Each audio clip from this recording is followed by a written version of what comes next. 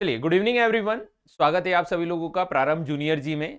आज जो हम लोग क्लास लेके आए, स्पेशली मैं 10th 11th और 12th को कवर करते हुए सारे कॉन्सेप्ट की क्लासेस लेके आऊंगा। छोटे छोटे पार्ट में कॉन्सेप्ट को तोड़ते जाऊंगा और उसके बारे में डीपली आपको बताऊंगा। जैसे आज मैं डिस्कस करने वाला हूं साइन थीटा होता क्या है, किस तरीके से बनता है, उसकी वैल्यूज कैसे बनती है, उसका ग्राफ क्या होता है, उसका उपयोग कैसे होता है, यह सब चीजें हम लोग आज जानेंगे। इसी तरीके से मैं हर ट्रिग्नोमेट्रिक फंक्शन के अलावा जो भी चीजें हम आगे पढ़ेंगे, ट्रिग्नोमेट्री हो गया, इनवर्स ट्रिग्नोमेट्री हो गया, ज्योमेट्री हो गया, एलजेब्रा हो गया, मेंसुरेशन हो गया, सबसे रिलेटेड हम लोग जानकारी इकट्ठा करेंगे।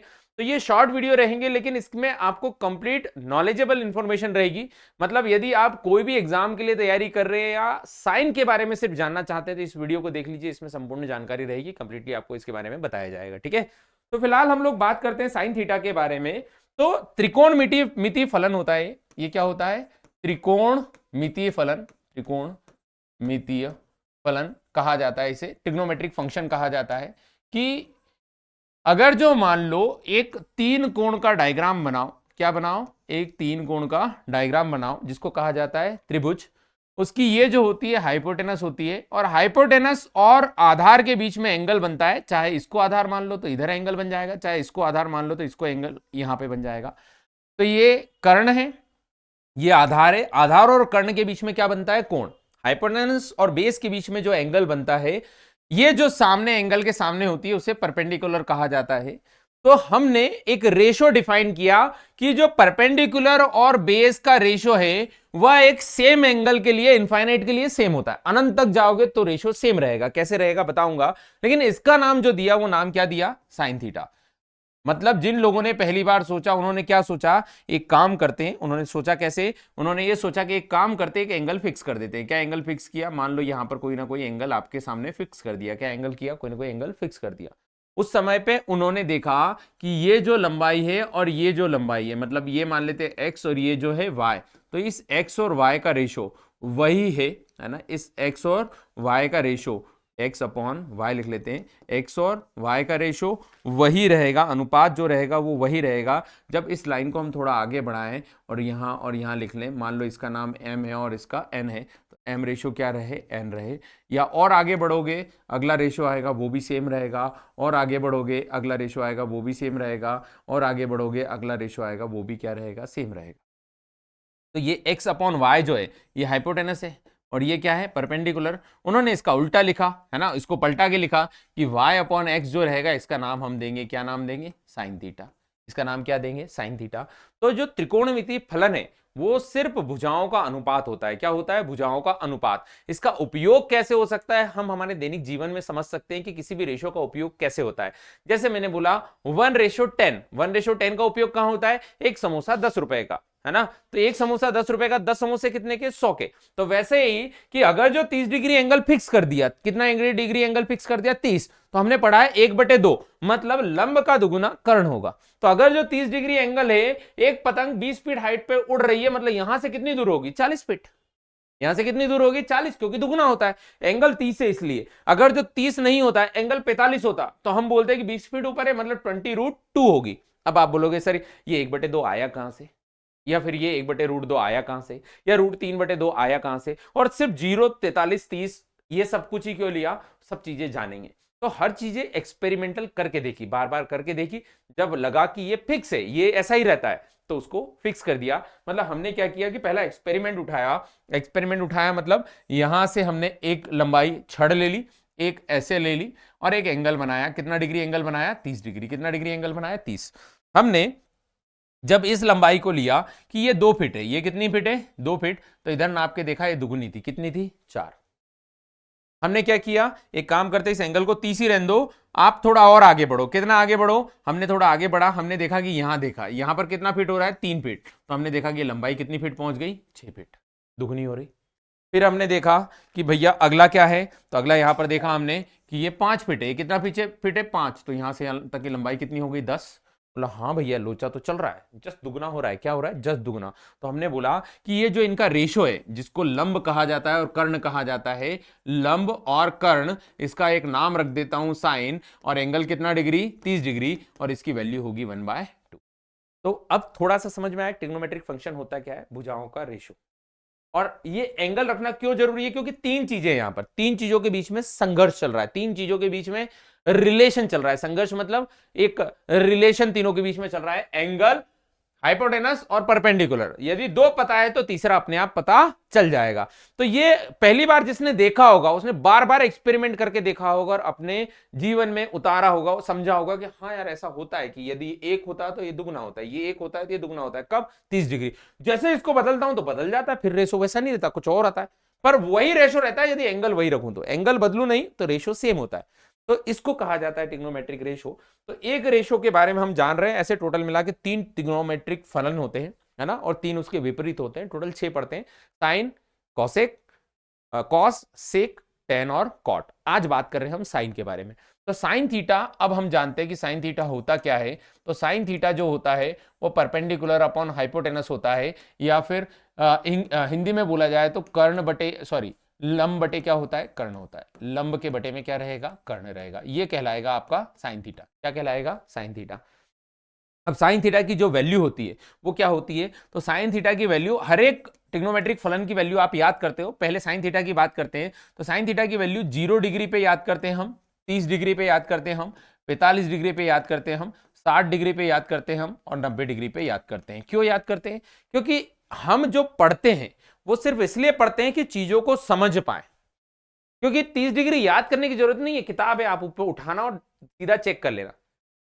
लेकिन याद क्यों करते हैं कि हमको समझ में आए कि 31 डिग्री की जरूरत कब पड़ेगी, 41 डिग्री की जरूरत कब पड़ेगी। हम सिर्फ इतनी सी वैल्यूज आपको, मतलब जो ज्ञान आपको किताबों का दिया जा रहा है वो इसलिए दिया जा रहा है कि आप अपने दैनिक जीवन में उसका उपयोग कर पाओ। अब ज्ञान उससे रिलेटेड होगा, वही ज्ञान हो ऐसा जरूरी नहीं है। जैसे 30 डिग्री के अलावा 31 डिग्री पे साइन की वैल्यू नहीं होती, क्या होती है? 15 पे भी होती, 7.5 पे भी होती, 1 पे भी होती, 1.5 पे भी होती, 2 पे भी होती, 2.5 पे भी होती, सब पे होती।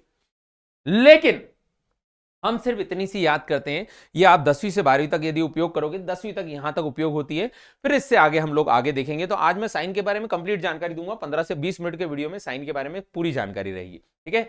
तो साइन 0 की वैल्यू क्या होती है? 0 होती है। साइन 0 की वैल्यू क्या होती है? 0 क्यों होती है मैं बताऊंगा। साइन 30 की वैल्यू क्या होती है? 1/2 होती है। ये 1 क्या होती है? √2 होती है। ये साइन 60 की वैल्यू क्या होती है? √3/2 होती है। और साइन 90 की वैल्यू क्या होती है? 1 होती है, ठीक है। तो हम बात करते हैं साइन 0। साइन 0 का मतलब क्या है? कोई पूछे कि साइन 0 का मतलब क्या है, तो साइन 0 हम बात करते हैं, साइन 0 डिग्री की बात कर रहे हैं, जिसको बोला जाता है परपेंडिकुलर अपॉन हाइपोटेनस। हमने बनाया बेस। हमने क्या बनाया? बेस। अब परपेंडिकुलर बनाएंगे ऐसे करके परपेंडिकुलर, और फिर क्या बनेगा, सॉरी, ऐसे बनाएंगे हाइपोटेनस, और फिर क्या बनेगा? परपेंडिकुलर। तो जब हाइपोटेनस बनाएंगे तो हाइपोटेनस के साथ एंगल कितना रखेंगे? तो एंगल उसने बोला कितना डिग्री रखना है? 0।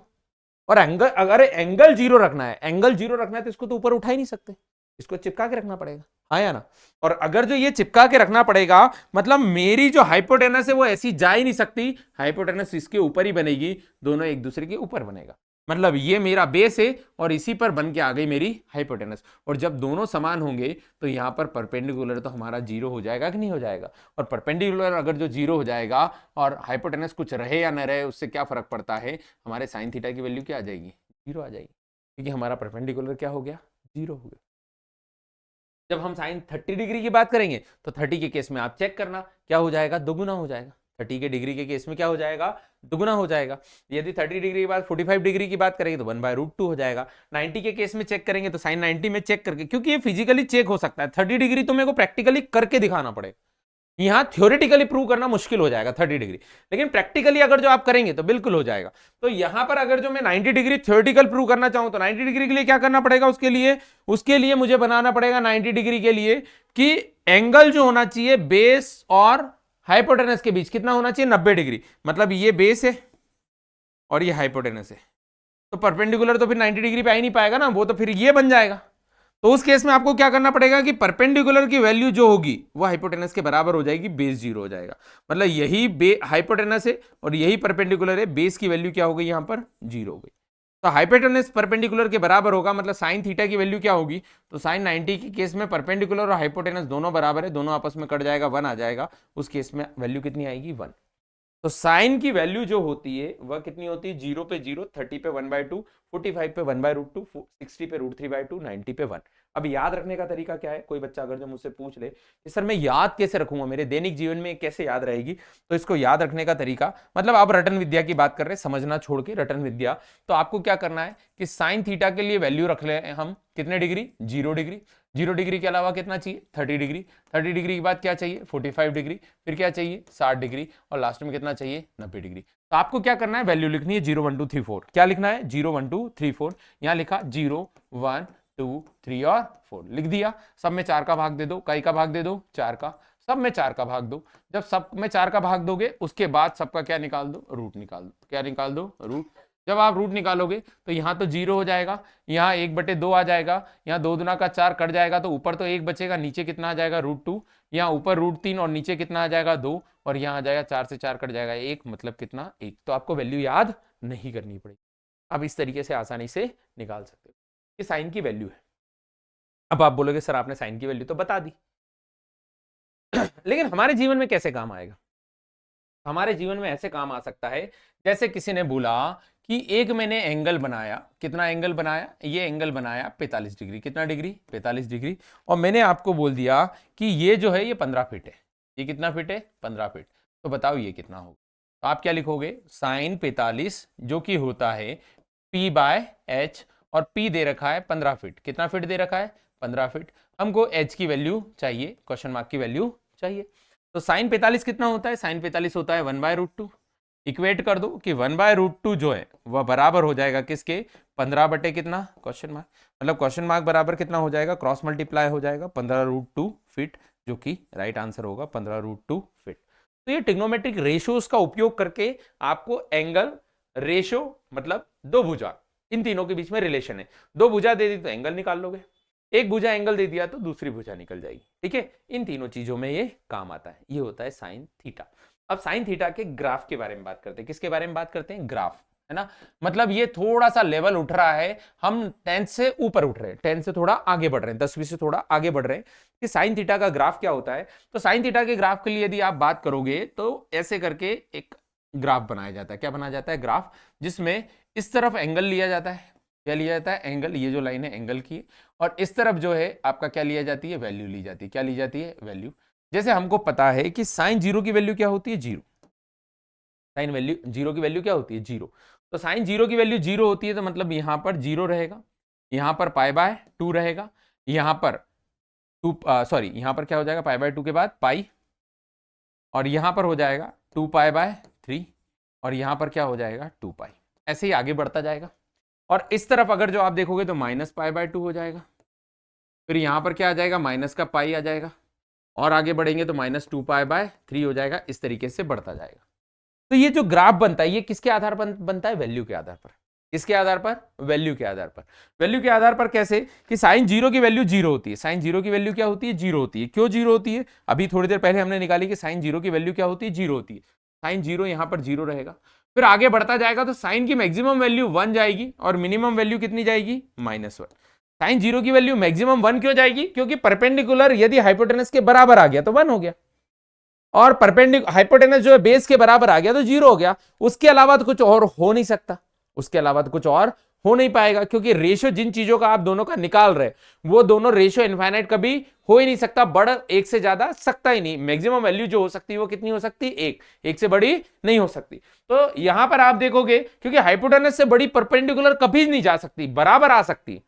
परपेंडिकुलर हाइपोटेनस से जो है आधी हो सकती है, या उसके पॉइंट में वैल्यू हो सकती है, या बराबर हो सकती है, कभी भी परपेंडिकुलर हाइपोटेनस से बड़ा नहीं होगा। लेकिन हाइपोटेनस परपेंडिकुलर का दुगना हो सकता है, तो हम रेशो परपेंडिकुलर का हाइपोटेनस से निकाल रहे, न कि हाइपोटेनस से परपेंडिकुलर का। मतलब कर्ण नीचे है, ऊपर लंब है, लंब कर्ण के बराबर हो सकता, बड़ा नहीं हो सकता, इसीलिए एक से बड़ी वैल्यू होगी नहीं और -1 से छोटी होगी नहीं। तो यहां पर अगर जो हम देखें ग्राफ, तो ग्राफ 0 से चालू होगा और एट लास्टली 45 पे जाके कितना हो जाएगा, 1 हो जाएगा। कितना हो जाएगा, 45 पे जाके 1 हो जाएगा। जब हम वापस 90 तक देखेंगे तो ये डिक्रीज होकर कहां पर आएगा, 0 पे आएगा। डिक्रीज होकर वापस से कहां आएगा, 0 आएगा। इससे हम लोग और आगे बढ़ेंगे तो यहां से वो नेगेटिव वैल्यू चालू हो जाएगा। क्या हो जाएगा, नेगेटिव वैल्यू चालू हो जाएगा, और ये जाएगा कहां तक, 2π तक। कहां तक जाएगा, 2π तक। मतलब साइन जो होता है वह फर्स्ट क्वाड्रेंट में प्लस होता है, सेकेंड क्वाड्रेंट में प्लस होता है, थर्ड क्वाड्रेंट में माइनस होता है और फोर्थ क्वाड्रेंट में माइनस होता है। ये किन बच्चों को पता होगा? जिन लोगों ने 10वीं से आगे पढ़ा होगा कि पहले दो क्वाड्रेंट में पॉजिटिव, अगले दो क्वाड्रेंट में नेगेटिव। कुछ बच्चे याद करते हैं ऑल, फिर साइन कॉस, फिर टेन कॉट, फिर उस तरफ कॉसेक सेक, इस तरीके से याद करते हैं। ये याद करने की जरूरत नहीं है, मैं आपको समझाऊंगा आज ही की क्लास में, एक एक चीज समझ में आएगी। मतलब ये जो मैंने डायग्राम बनाया है रटवा नहीं दिया है, अभी समझाऊंगा कि डायग्राम आया कहां से। ठीक है, मतलब अभी फिलहाल हमने ये देखा कि साइन जो है वह इस तरीके से ऐसे काम करता है, ऐसे गोल गोल घूम के, गोल गोल घूम के चलता है, ऐसे चलता है, कभी खत्म नहीं होता, वेव के फॉर्म में चलता है, इस फॉर्म में चलता है, वेव के फॉर्म में चलता है। मतलब अगली वेव वापस से कहाँ आएगी? ऊपर आएगी, और फिर कहाँ जाएगी? नीचे जाएगी। इसीलिए इसको साइक्लिक फंक्शन कहा जाता है। क्या कहा जाता है? साइक्लिक। साइन फंक्शन को साइक्लिक भी कहा जाता है, चक्रीय फलन। क्या कहा जाता है? चक्रीय फलन। क्यों? क्योंकि plus plus minus minus plus plus minus minus plus plus minus minus इसी तरीके से काम करेगा। अब ऐसा होता क्यों है वो समझते हैं हम लोग। अगर जो वो देखना चाहते हो आप, तो आप देखो कि अगर जो मान लो मैं इस ग्राफ को ले लेता हूं और इसके अंदर टिग्नोमेट्री चलाता हूं। इसके अंदर टिग्नोमेट्री कैसे चलाता हूं? इसके अंदर टिग्नोमेट्री चलाना स्टार्ट किया कि मैंने एक फिक्स रॉड ले ली। क्या ले ली? एक फिक्स रॉड ले ली, एक फिक्स रॉड की लंबाई ले ली और इस लंबाई के थ्रू मैंने काम करना स्टार्ट किया। इस फिक्स रॉड की लंबाई मान लेते हैं क्या है? आर है या एक्स है या जो भी एच है। इस लंबाई को लेके मैंने काम करना चालू किया। इसको लंबाई को मैंने लेके काम चालू किया तो यहां पर आप देखोगे तो परपेंडिकुलर छोटा है, आया ना? परपेंडिकुलर छोटा है, हाइट हाइपोटेनस लंबा है। जब और आगे बढ़ा तो ये ऐसा बन जाएगा। जब और आगे बढ़ूंगा तो ये ऐसा बन जाएगा। फिर और आगे बढ़ूंगा तो ये ऐसा हो जाएगा। मतलब ये ऐसा करके ऐसा आएगा। तो यहां पर आप देखोगे तो परपेंडिकुलर और बेस बराबर होगा, और यहां देखोगे तो परपेंडिकुलर और हाइपोटेनस बराबर होगा। मतलब एच और पी बराबर, और यहां एच और बी बराबर। ये इस तरीके से होगा। अब बात करें, अगर जो यहां पर पॉइंट देखें तो यहां पर एक बात समझ में आती है कि हाइट भी पॉजिटिव है और परपेंडिकुलर, ये हाइपोटेनस भी पॉजिटिव है। हाइपोटेनस तो वैल्यू है, एट लास्टली डिस्टेंस है, ये तो पॉजिटिव रहेगा। लेकिन ये ऊपर की तरफ पॉइंट जा रहा है ना, तो एक्स पॉजिटिव होता है। यहां पर एक्स क्या होता है? सॉरी, वाई कोऑर्डिनेट है, तो वाई क्या होता है? पॉजिटिव होता है। यहां पर वाई क्या हो जाएगा? पॉजिटिव। ऊपर की तरफ जा रहे हैं तो वाई क्या हो जाएगा? पॉजिटिव हो जाएगा। और पॉजिटिव हो जाएगा मतलब पॉजिटिव के बटे में पॉजिटिव। मतलब परपेंडिकुलर की साइन थीटा की वैल्यू बात करें तो साइन थीटा क्या हो जाएगा? ऊपर भी पॉजिटिव, नीचे भी पॉजिटिव। मतलब एट लास्टली क्या आ जाएगा? पॉजिटिव आ जाएगा। जब हम इस तरफ मूव करना चालू करेंगे, इस तरफ मूव करना चालू करेंगे, इसको ऐसा ही बनाएंगे, हाइपोटेनस वैसी की वैसी ही रहेगी और ये आगे बढ़ना चालू होगा। क्या होगा? आगे बढ़ना, ऐसे बढ़ना चालू होगा। तो अब हम बात करते हैं कि ये जो ऊंचाई है, ये ऊंचाई क्या है? तो ये ऊंचाई पॉजिटिव है क्योंकि ये वाई एक्सिस है। वाई एक्सिस पॉजिटिव रहता है। वाई एक्सिस इधर भी क्या होता है? पॉजिटिव होता है। वाई एक्सिस इधर भी क्या होता है? पॉजिटिव होता है। वाई एक्सिस तो पॉजिटिव रहता है ऊपर। मतलब इस केस में भी साइन क्या हो जाएगा? तो साइन थीटा जो रहेगा पॉजिटिव के अपॉन में पॉजिटिव। मतलब कौन सी वैल्यू आएगी? पॉजिटिव। कौन सी वैल्यू आएगी? पॉजिटिव। लेकिन यहां पर साइन जो है वह इंक्रीजिंग फंक्शन है। यहां पर क्या हो रहा है? इंक्रीजिंग फंक्शन है, मतलब इंक्रीज हो रहा है ना? और यहां पर अगर जो बात करें तो यहां पर डिक्रीजिंग फंक्शन है। डिक्रीजिंग फंक्शन का मतलब होता है घट रहा है। यहां पर बढ़ रहा है और यहां पर साइन जो है वो घट रहा है। एक तरफ साइन की वैल्यू बढ़ती जा रही है, एक तरफ साइन की वैल्यू क्या होती है? घटती जा रही है, घटती जा रही है। तो जैसे जैसे बड़ी थी वैसे वैसे घटी। तो हमारे डायग्राम में भी देखो, यहां पर अगर जो देखोगे तो साइन का ग्राफ क्या हो रहा था? साइन का ग्राफ बढ़ता जा रहा था, बढ़ता जा रहा था, हाईएस्ट 1 पे टच किया। 1 पे टच होना मतलब परपेंडिकुलर बेस बराबर हो गया। यहां पर कोई पूछेगा परपेंडिकुलर और हाइपोटेनस बराबर हो गया, यहां कोई पूछेगा, और यहां कोई पूछेगा तो बेस और हाइपोटेनस क्या हो गया था? बराबर हो गया था। फिर हमने रिटर्न आना चालू हुआ, रिटर्न आना चालू हुआ। तो यहां पर अगर जो मैं लिखना चाहूं तो लिख सकता हूं कि परपेंडिकुलर हाइपोटेनस इक्वल है, और यहां पर हम लिखना चाहें तो बेस और हाइपोटेनस क्या है? इक्वल है। यहां पर परपेंडिकुलर हाइपोटेनस इक्वल है, यहां बेस हाइपोटेनस इक्वल है। फिर डिक्रीज होना स्टार्ट हुआ, डिक्रीज होना स्टार्ट हुआ जब मैंने नीचे की तरफ ट्रेवल करना चालू किया। किस तरफ ट्रेवल करना चालू किया? नीचे की तरफ। क्योंकि ये डायग्राम एट लास्टली ऐसा भी बनेगा, हाँ या ना? ऐसा भी बनेगा, ऐसा भी बनेगा, हर तरफ बनता जाएगा। तो ये तो हाइपोटेनस है, ये तो डिस्टेंस से कोई फर्क नहीं पड़ता। लेकिन इधर की तरफ आप ध्यान से देखोगे तो एक चीज आपको और समझ में आएगी कि ये जो है ये नेगेटिव हो गया। ये वाई एक्सिस क्या हो गया? नेगेटिव हो गया। तो अगर जो कोई साइन थीटा लिखना चाहेगा तो माइनस वाई अपॉन एच हो जाएगा। वाई एक्सिस नेगेटिव हो गया, हाइपोटेनस तो वही का वही है, मतलब साइन थीटा क्या हो जाएगा? नेगेटिव हो जाएगा। तो डिक्रीजिंग फंक्शन है लेकिन नेगेटिव डिक्रीजिंग है। क्या है? नेगेटिव डिक्रीजिंग है। ये डिक्रीजिंग था, पॉजिटिव डिक्रीजिंग था, मतलब पॉजिटिव वैल्यू डिक्रीज हो रही थी, यहां पर पॉजिटिव वैल्यू इंक्रीज हो रही थी, यहां पर नेगेटिव वैल्यू और डिक्रीज, नेगेटिव में और नेगेटिव एंटर होते जा रहे, नेगेटिव में और नेगेटिव एंटर होते जा रहे। तो ये पहला क्वाड्रेंट जो था वो हमारे लिए साइन थीटा के लिए पॉजिटिव साबित हुआ, दूसरा वाला भी पॉजिटिव साबित हुआ, बस डिक्रीज हुआ। तीसरा वाला जो था वो डिक्रीज तो हो रहा है पर नेगेटिव में एंटर हो चुका है, नेगेटिव है। और जब तीसरे वाले के बाद हम चौथे क्वाड्रेंट में पहुंचते हैं, कौन से क्वाड्रेंट में पहुंचते हैं? चौथे। तो आप यहां से देखोगे तो ये ऐसा डायग्राम बनता है, कैसा बनता है? इस तरीके से ऐसा डायग्राम बनता है। तो यहां पर y की वैल्यू देखोगे तो y क्या है? नेगेटिव है और हाइपोटेनस, तो इसीलिए यहां पर भी साइन थीटा क्या हो जाएगा? तो sine theta minus y upon h, मतलब एट लास्टली क्या हो जाएगा? नेगेटिव हो जाएगा। नेगेटिव यहां पर भी रहेगा। तो first quadrant positive, second quadrant positive, third negative, fourth negative. Value जो होती है वो इंक्रीजिंग, डिक्रीजिंग और डिक्रीजिंग फिर इंक्रीजिंग। तो यहां पर अगर जो कोई पूछे तो हम इतना आसानी से बता पाएंगे, प्लस प्लस माइनस माइनस, बढ़ा घटा और घटा फिर बढ़ा, और साइक्लिक है, मतलब यहां आके खत्म हुआ, वापस से वैसा का वैसा क्या हो जाएगा? चालू हो जाएगा, वापस से वैसा का वैसा चालू हो जाएगा। इसका मतलब अगर जो कोई वैल्यू मुझसे पूछे कि वैल्यू क्या होगी, तो एक देखो, एक चीज और बताता हूं आप यहां पे आपको, है ना, एक अलग कलर कोई सा ले लेता हूं ताकि आपको अलग से दिखे। यहां पर जो वैल्यू होगी वही की वैल्यू कहां होगी? यहां पर, क्योंकि y यहां पॉजिटिव है। यही की यही वैल्यू इस तरफ भी होगी। किस तरफ होगी? इस तरफ भी होगी और इस तरफ भी होगी। बस फर्क क्या होगा? ये पॉजिटिव होगी, ये पॉजिटिव होगी, ये नेगेटिव होगी और ये भी क्या होगी? नेगेटिव होगी, और अलग अलग एंगल पे होगी। जैसे जो यहां से 30 की वैल्यू होगी, वहां 180 से 30 घटा दो, यहां 180 से कितना कम, जैसे यहां से ये एंगल कितना डिग्री है? 30 डिग्री। तो ये भी 30 ही होगा, पर 180 से कम 30, मतलब कितना होगा? 150। और ये 180 से ज्यादा कितना? 30। और यहां 360 से कितना कम? 30 कम।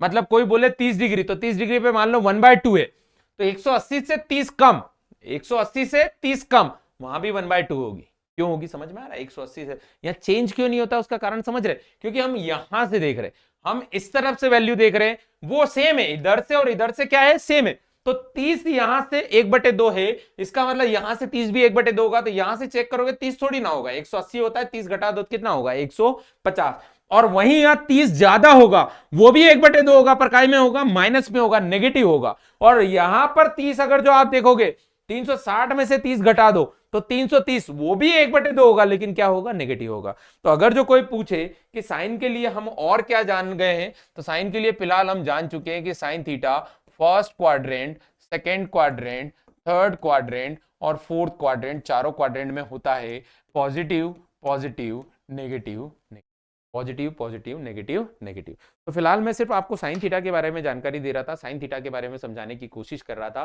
साइन थीटा के बारे में जाना, साइन थीटा का ग्राफ जाना, साइन थीटा को हमने समझा कि वो साइक्लिक फंक्शन क्यों होता है, उसकी वैल्यू कैसे डिसाइड होती है। अगला जो मैं वीडियो लेके आऊंगा क्वाड्रेंट के बारे में लेके आऊंगा कि क्वाड्रेंट में किसी की वैल्यू, जैसे साइन की वैल्यू मैंने सिर्फ 90 तक बताई, उससे आगे की वैल्यू कैसे डिसाइड होती है, या 120 डिग्री कैसे निकालना है, 150 डिग्री कैसे निकालना है, 15 डिग्री कैसे निकालना है, 60.5 डिग्री कैसे निकालना है, बिल्कुल बताऊंगा। ये वीडियो मैं अनंत समय के लिए यूट्यूब पर छोड़ रहा हूं। यदि कोई भी बच्चा जो 10वीं 11वीं या 12वीं या कोई ऐसा जो आगे पहुंच चुका है इन सब चीजों से, लेकिन उसको ये अच्छा लगा, तो प्लीज मुझे सपोर्ट करें, कमेंट सेक्शन में बताएं। मैं ऐसे ढेर सारे वीडियो लेके आना चाहता हूं फ्री ऑफ कॉस्ट, ताकि ज्यादा से ज्यादा लोगों को गणित से प्यार हो, है ना। ये जो मैं जो बनाना चाह रहा हूं, ये सिर्फ गणित के लिए आगे बढ़ना चाहता हूं कि आप गणित को एक अलग लेवल पे समझें, ठीक है। तो हम ऐसे वीडियो लगातार लेके आते रहेंगे। कमेंट सेक्शन आपके लिए खुला हुआ है, बिल्कुल कमेंट सेक्शन में बताइए। मिलते हैं अगले ऐसे ही वीडियो में, तब तक खुद का ध्यान रखें, अच्छे से पढ़ाई करें। जय हिंद, जय भारत, भारत माता की जय।